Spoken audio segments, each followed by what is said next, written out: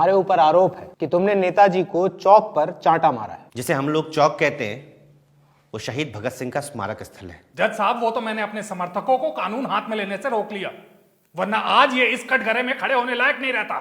जज साहब, खड़े होने लायक तो ये भी नहीं है उस जगह पर हर महीने किसी न किसी बात पर धरना प्रदर्शन करने के लिए वहां खड़े हो ही जाते हैं। तुम्हें अंदाजा है कि तुम एक सम्मानित नेता के बारे में इन शब्दों का प्रयोग कर रहे हो। कल जब इनके आदमियों ने शहीद स्मारक स्थल पर जाम लगा रखा था तो मैं एक बूढ़े रिटायर्ड फौजी को अपने ऑटो में अस्पताल ले जा रहा था। वो बीमार थे, दर्द में थे।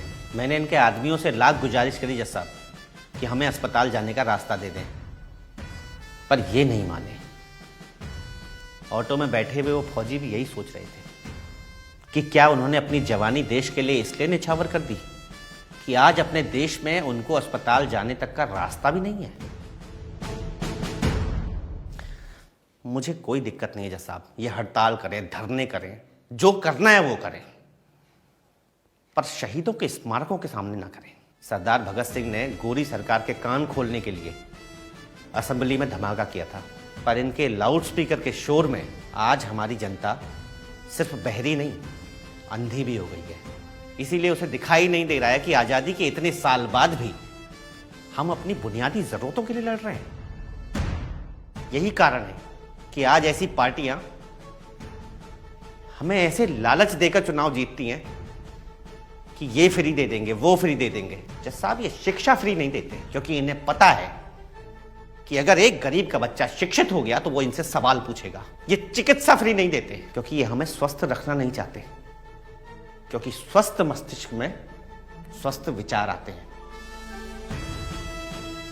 ये कभी जातिवाद, क्षेत्रवाद, भाषा से हमारे विचारों को गंदा करने का काम कर रहे हैं जज साहब। ये कहते हैं इन्होंने स्कूल खोले, मगर उन स्कूलों में इनके खुद के बच्चे नहीं पढ़ते जज साहब। ये कहते हैं उन्होंने गरीबों के लिए अस्पताल खोले, लेकिन जब इनकी तबीयत खराब होती है तो ये वर्ल्ड क्लास अस्पतालों में जाते हैं, विदेशों में जाते हैं जज साहब।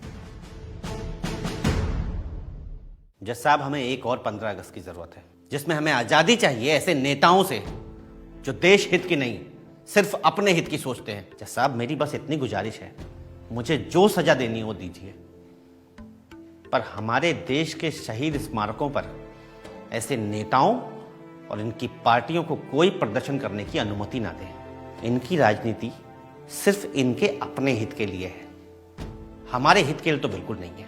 जज साहब, हमारे देश में रोज किसी स्मारक में किसी शहीद का अपमान हो रहा है। जिन शहीदों ने हमें आज़ादी दिलाई थी, आज उनके स्मारकों को इन प्रदर्शनों से हमें आज़ादी दिलानी है जज साहब।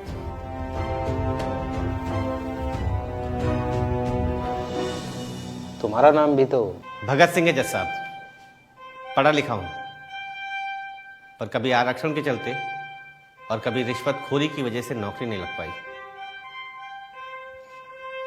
स्कूल में 15 अगस्त के फंक्शन में भगत सिंह का रोल किया करता था, पर उनके जैसा थोड़ा सा जज्बा अब अपने अंदर लाने की कोशिश कर रहा हूं। धर्म, जातिवाद, क्षेत्रवाद में जिस जनता को इन्होंने फंसा दिया है, उस जनता को आज़ादी का सही मतलब बताने के लिए मैंने ये धमाका किया।